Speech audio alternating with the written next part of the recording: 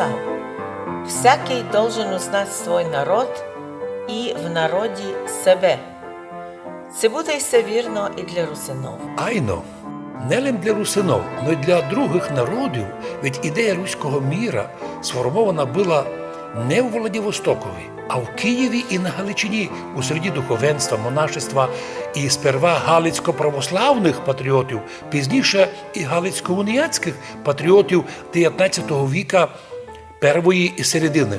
Уже кроме тих, котрі пак прийшли туди із Польщі, під видом очищення унії, повністю згнали в кінці 19 віка старих руських уніатів, а замінили їх на фанатичних пропольських і проавстрійських русофобських псевдоуніатів.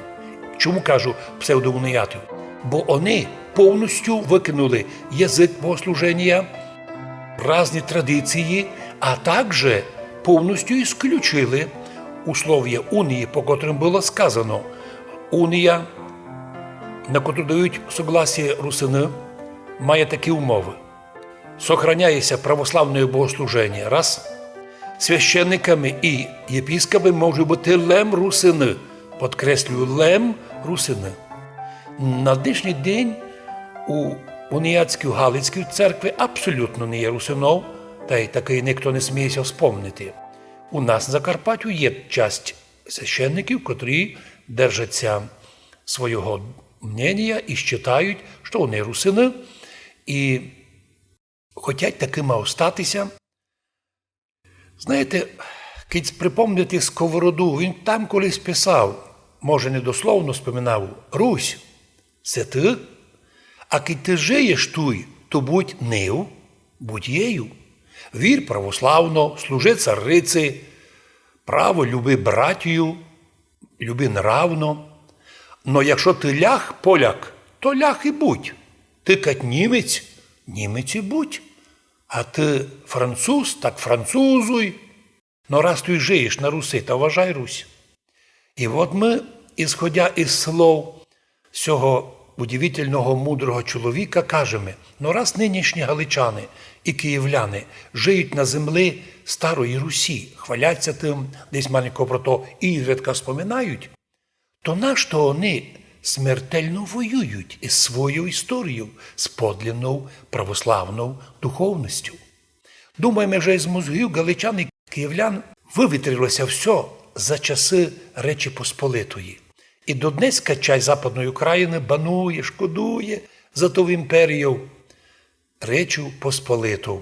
Уви, ето тепер на актуальному вопросі держиться. Ми шкодуємо, що цілий регіон переучили забити свій материнський язик, галицький, староруський язик, і заставили, не просто попросили, заставили публічно воювати із своєю історією.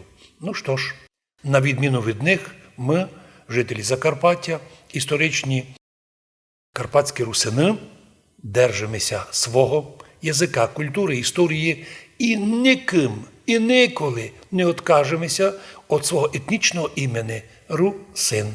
Тим більше мали ми навіть і свою державу у складі Чехословакії, Республіка Національна Подкарпатська Русь. Ну, а разве можемо забути за Духновича, величественного будителя, котрий казав: «Я русин був, єсмь, і русином буду.